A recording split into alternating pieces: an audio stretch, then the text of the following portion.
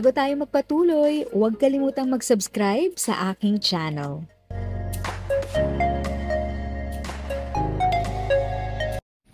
Thank you sa pag-click ng aking video.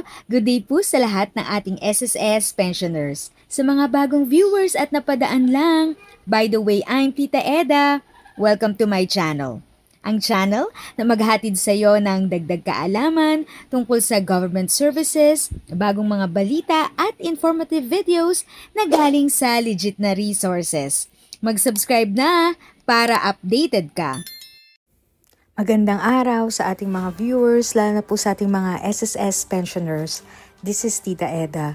Good news po dahil today, April 30, ang release ng SSS pension para sa mga first batch. Opo, tama ang narinig nyo dahil ang May 1 ay holiday bukas, kaya naman mas pinaaga ng SSS ang pension release.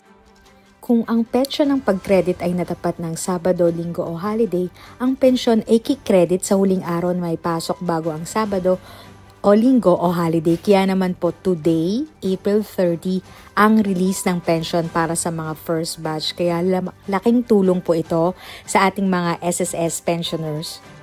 At usually po, 4 p.m. onwards ito nakikredit sa inyong mga bank account. Kaya naman po, mas advisable kung meron kayong online banking para po ma-check nyo na agad kung available na ito or nakredit na ito sa inyong bank account. Unlike po na paglalabas pa kayo at pipila pa po sa ATM machine para i-check ito. At mas safe pa po talaga pag meron kayong online banking. Kaya paturo po kayo sa inyong mga kapamilya kung paano to i-access. If sa tingin mo, natulungan ka ng video ko na ito, nakasave ka sa oras mo, you can click yung thanks button at any amount ay malaking help sa pag-grow ng channel ko. Yan lang po muna ang aking update. Sana ay nakatulong na dagdag kaalaman ang aking shinare today. Ang goal ng aking channel ay mag-create ng awareness. Kung ganitong mga topic ang gusto mo, panoorin mo ang mga videos ko na ito.